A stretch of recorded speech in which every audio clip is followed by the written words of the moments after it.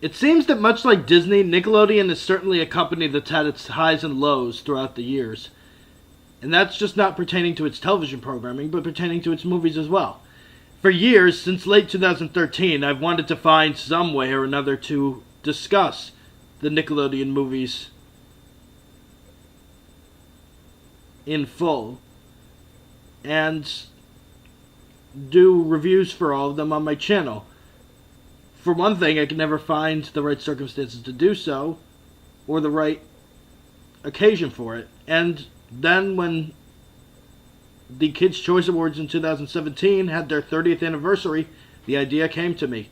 With Nickelodeon's 40th anniversary this year, the month of June was the best time to do so. So, yeah, it's crazy to think that since 1996, these have been movies that have been around. 30 movies in a total of nearly 23 years. That is quite an accomplishment to achieve. And you look at every single individual Nickelodeon movie and you realize there is such a wide variety. While it doesn't have the rich history that I'd say something like DreamWorks or Disney has, it certainly offers a lot. And these movies, many of them are remembered by kids who grew up with them, or by the adults who were formerly those kids, as well as kids today who maybe see these movies the first time.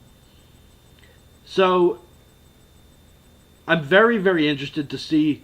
Well, I've seen the majority of the Nickelodeon films. I'm very interested to find out what the history and context is of this whole franchise. How they've managed to come from such big, surprising highs, or such reviled lows. Or just how these movies have maybe in some way or another been forgotten by time, it seems, in so many ways.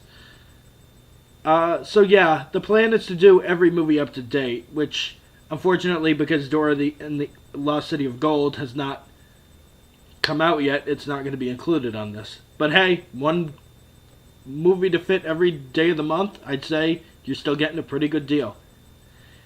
So, without further ado, I present to you a little something I like to call Nickelodeon Movie Month.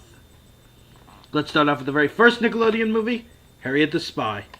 So, yeah, you think about what would be Nickelodeon's first ever feature-length film, and you'd think that it would easily be something like Good Burger or the Rugrats movie, given their products that Nickelodeon recognizes.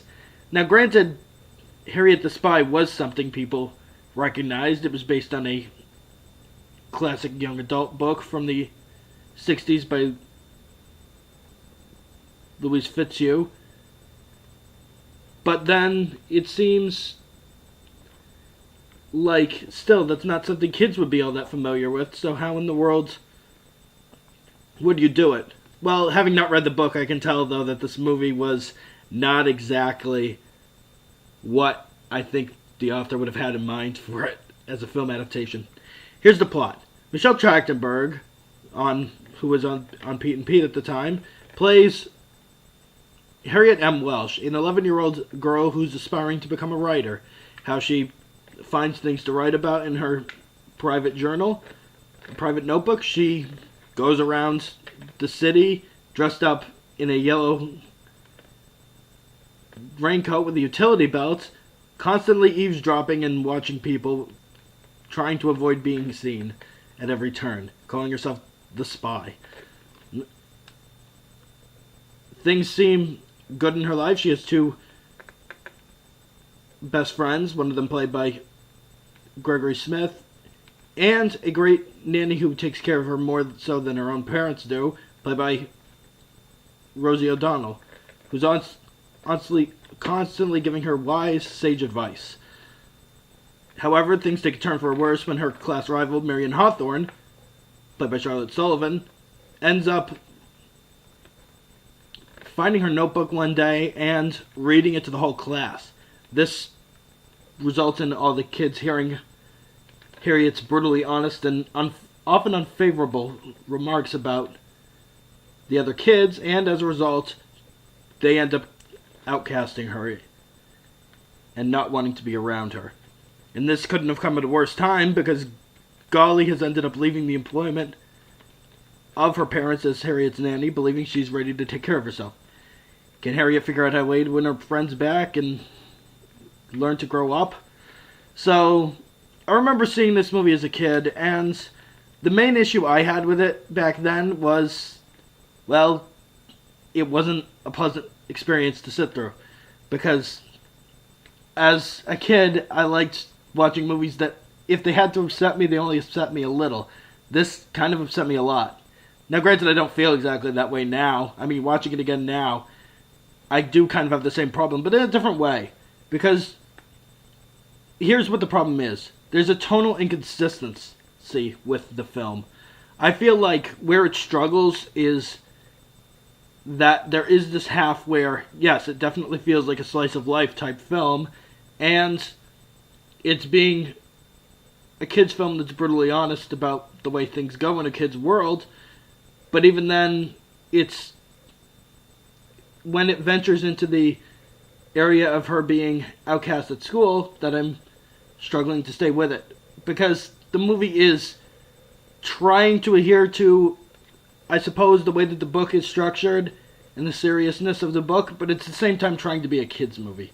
Which means it throws in a lot of slapstick and bizarre circumstances that, while not completely unrealistic, they seem to kind of take the audience out of it. Because it just feels like there's points where you're kind of upset by what's going on, but then something bizarre happens and you're kind of thinking to yourself, wait, what just happened? Why? That said, though, it's not that intrusive, and it kind of does help make the movie memorable on its own terms and stand out on its own terms as well.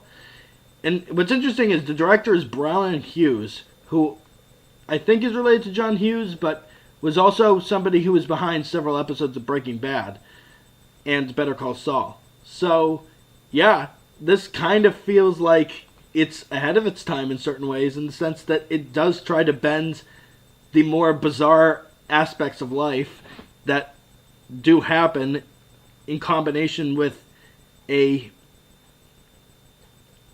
seriousness that is seen in real life too. And it's doing it in a kid's film. So, in a strange way, it's kind of ahead of its time. I wouldn't go that far exactly, but it's not too far off from that idea. The performances, though, in the movie are really good. Michelle Trachtenberg specifically. And yeah, Rosie O'Donnell, even though this isn't her best performance, she makes it work with what she's given. I think that, and also something else I related to when I watched it for the first time in years in 2014, this movie did kind of really recapture what it felt like to be a kid in that time. I mean, you have an uncertainty about things. You're constantly trying to hang out with your friends, constantly trying to do your own thing away from your parents. So, yeah, it really works. Developing those things really recaptures that tone and spirit, really takes you back there.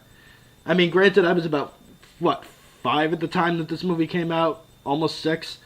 And, yeah, well, I couldn't exactly relate to it on that level. It did still play into a fantasy aspect as a kid who, well, had ideas about what they wanted to do with their time and did them.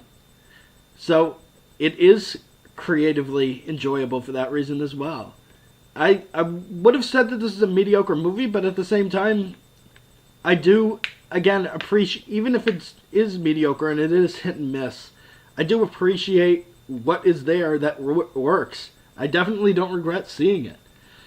So, if you feel like you can't get into it for the reasons that I stated, well, that's alright. But if you feel like this is a way to recapture your nostalgia and your enjoyment, well, I think it's one that you should certainly give a shot.